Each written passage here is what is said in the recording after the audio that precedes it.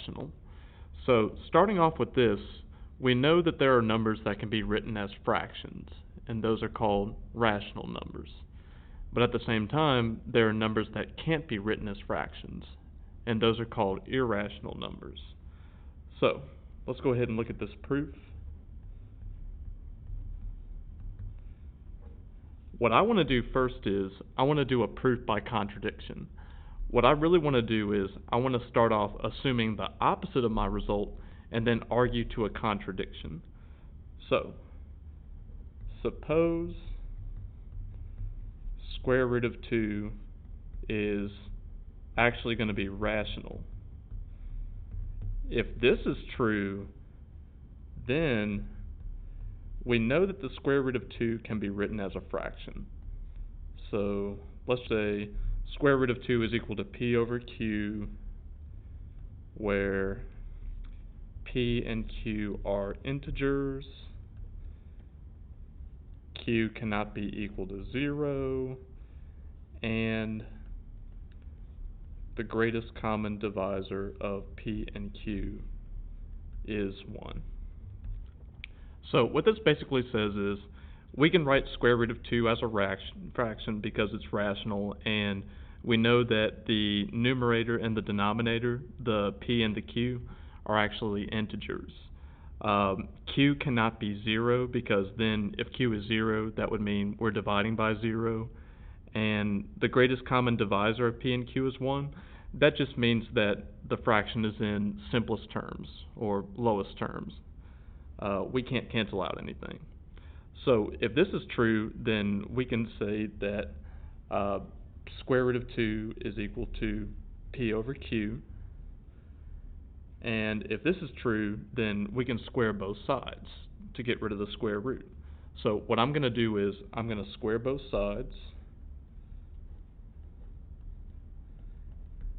and we get 2 is equal to p squared over q squared. And if this is true, this means that we can multiply both sides by q squared.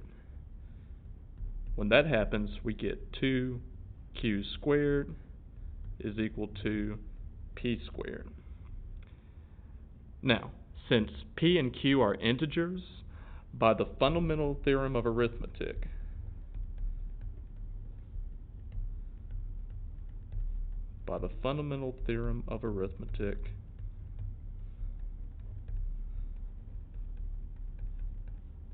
that just means that we can say, okay, p is equal to a certain combination of primes, right? And most importantly, different powers of primes.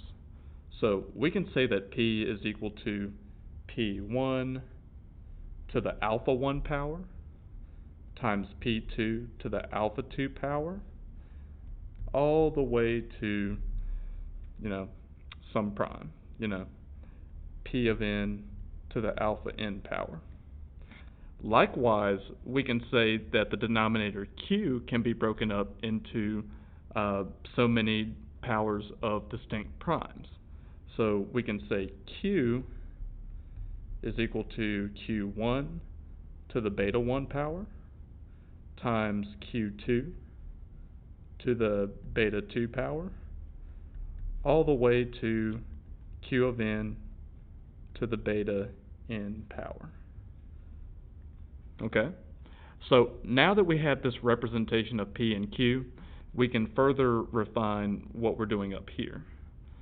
So what this means is, if we have p squared is equal to 2 times q squared, then we can say that p is p1 alpha 1, p2 alpha 2, all the way to p of n alpha n, and we're squaring that, and it's equal to 2 times, well, what's q? Q is the same thing as q1 to the beta 1 power, q2 to the beta 2 power, and so forth until we get to q of n beta n power. Now, I forgot to mention that all the pi are primes,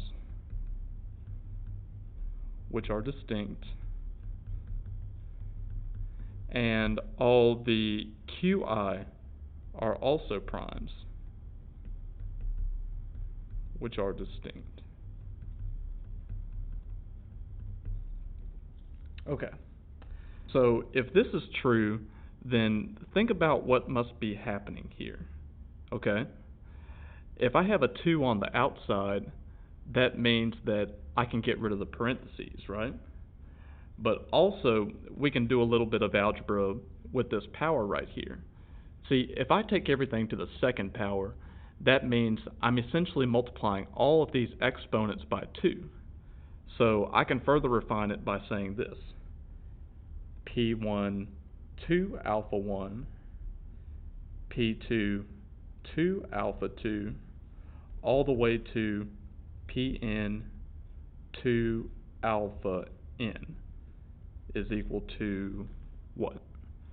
Well, let's square this side too so that we take the squared with us.